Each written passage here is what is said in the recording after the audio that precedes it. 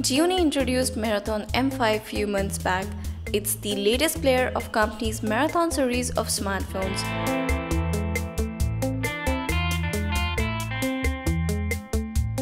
As the name is famous for having bigger batteries, M5 comes with a massive 6020 mAh battery. That's real huge. Hey everyone, this is Shipra and I got to spend some time with this beast, and here I'll share my views and experience of Marathon M5, so let's get started. The all-metallic smartphone comes with all the bare necessities such as micro USB 2.0 cable, the 2A wall power adapter, and an in-ear earphones having only call answer controls. The phone is available in 3 color options: golden, white and black. Now looking around the phone, top features 3.5mm audio jack and IR blaster, micro USB port and primary microphone at the bottom.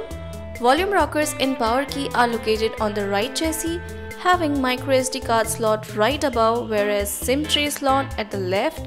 It's a dual micro SIM device and both the SIM card slot supports 4G LTE. Looking at the front, it has 5.5-inch display with minimum bezel.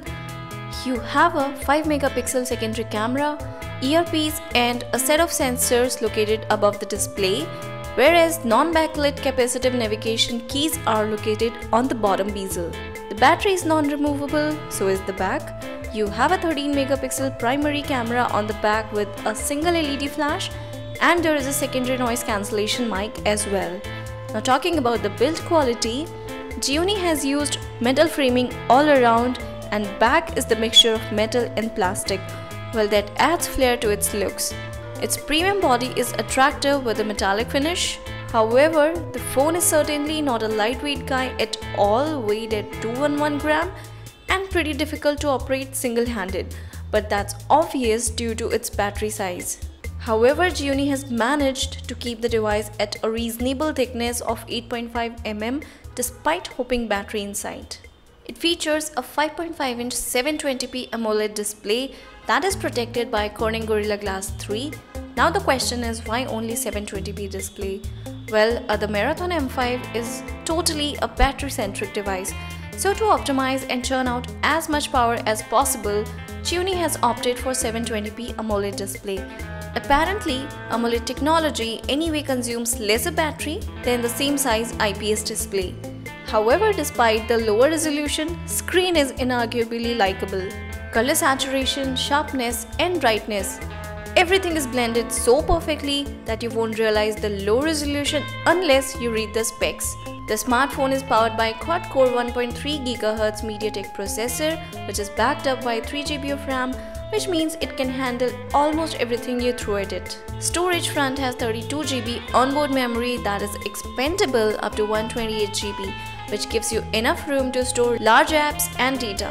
The smartphone is very smooth and rarely falls behind in regular usage. I had a great experience while shuffling apps, browsing and watching videos.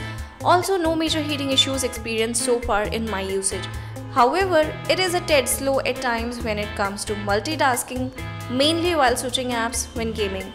Applications stopped responding and I had to restart occasionally. Well, as per my knowledge, it can be the issue of software front and not the hardware. Marathon M5 runs its proprietary skin, Amigo 3.1 on top of Android 5.1 Lollipop.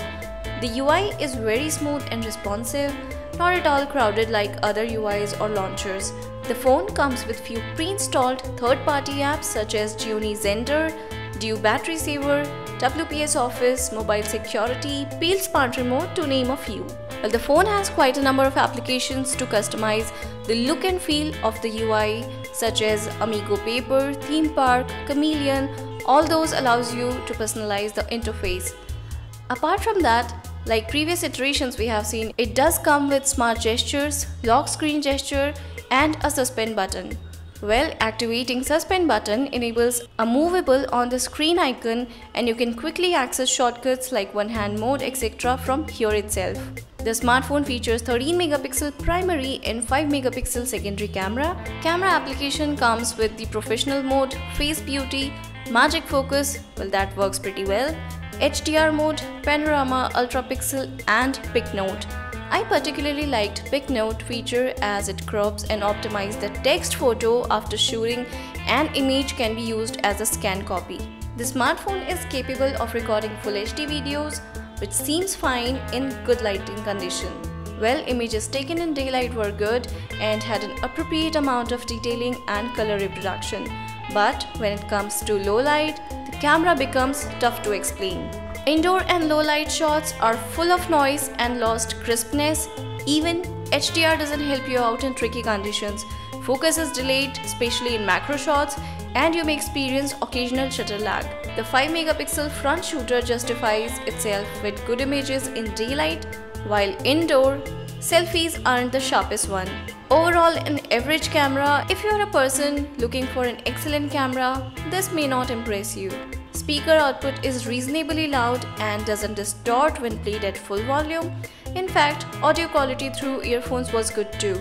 But again, positioning doesn't allow you to play music while keeping on a flat surface. In terms of connectivity, you won't feel shortfall of options. The smartphone comes with Bluetooth 4.0, Wi-Fi and GPS. Well, another important feature includes dual SIM support and both supports 4G LTE band. The phone's feature doesn't end here. The smartphone has the OTG support as well. In my regular usage, call quality was decent and in-call sound quality was also splendid. Needless to say, I found any network issues as such. Now talking about the USP, smartphone comes with a 6020 mAh non-removable battery inside. The battery is USP of the device and has been in limelight ever since its launch. With this mighty battery, you won't have to carry those heavy power banks with you all the time. The phone itself works as a power bank and charge other devices using on-the-go cable. I was easily able to get 3 days of battery life on moderate usage and 2 days of battery life on heavy usage, which is impressive. But if you are not getting at least 2 days battery life out of the device, then you must be a phone addict and definitely using your phone too much. I played Asphalt 8 on the smartphone and 20 minutes of continuous gaming could churn out only 4% of battery. However, it took around 4 hours to fully juice it up.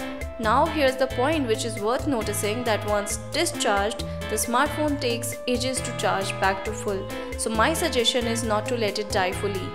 The smartphone is available on Flipkart at 17,999 INR.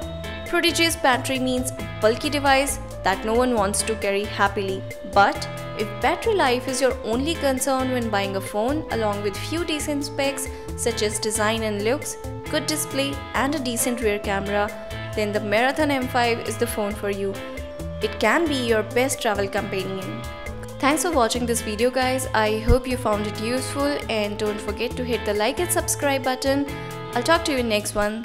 Till then, have a great time.